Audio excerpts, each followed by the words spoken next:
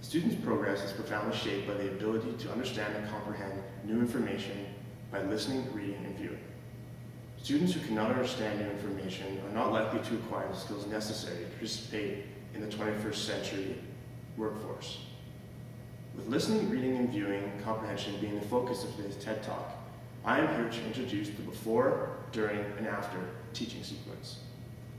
What defines the sequence is the before, during, and after is the three-part sequence that supports students in becoming successful readers. The three phases of the sequence are before reading, during reading, and after reading. First, let's discuss the before phase. This phase aims to prepare students by ensuring that they have the tools for understanding prior to the activity. Now, to clear up any confusion, the before phase helps to engage students and can act to stimulate interest. It's here that we as educators are to activate background knowledge, activate any prior vocabulary knowledge, and can be used this as an anticipatory guide to our lesson. An example of a before reading strategy is list, group, and label. This strategy gives students a forum for accessing prior knowledge before reading a text or beginning a unit of study. For example, the Program of Studies for Social Studies 10 calls us to understand how cultures and identities are shaped by globalization. Using the list group label, we can break down a primary document that dictates what happened to a culture when introduced to globalization. So the first step is to make a list. This means we need to determine a word or phrase that connects to the reading or unit of study that students will have some familiarity with already. For example, we would ask students to list words they associate with culture or globalization. Next is to group. Put students in pairs or groups and ask them to combine their lists. Have them create categories for similar words found in each other's lists and group them. The final step is to label. Students should determine an appropriate label for each group they have created. The final result of the list group label activity in this class should look something like we just demonstrated on the slide above. The next phase of our teaching sequence is the during reading phase. This phase of sequence supports and guides students' comprehension. Here, teachers need to ensure students are actively engaged in understanding the material. An example of a during reading strategy is story mapping. A story map is essentially a graphic organizer that helps students note and track the essential elements in a narrative while reading. While this strategy is typically most applicable to an English class, we have modified it to apply to Biology 20.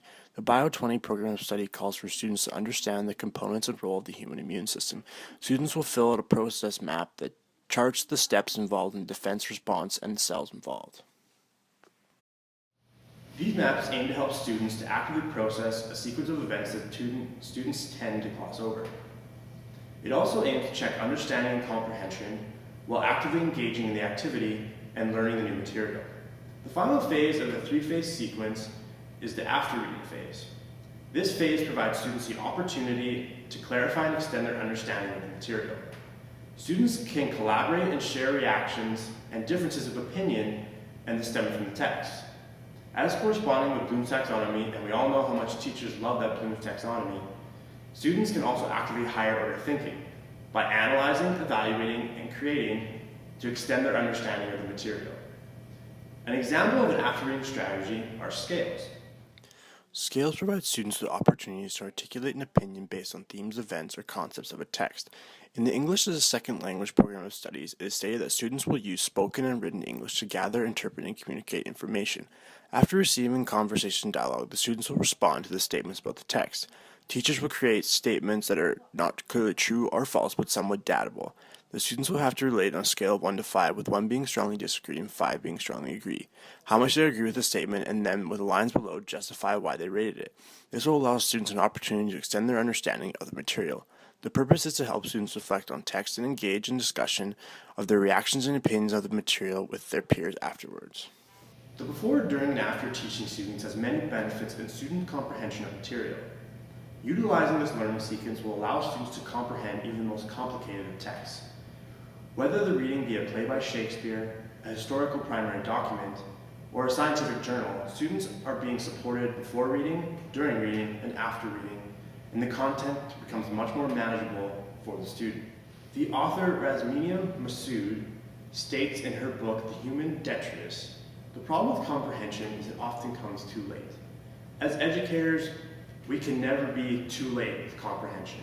It is our duty as professional educators to ensure that every student understands the material we present to them, and with the before, during, and after sequence, helping to scaffold their learning, we will better them as students and as learners. Thank you, and good night.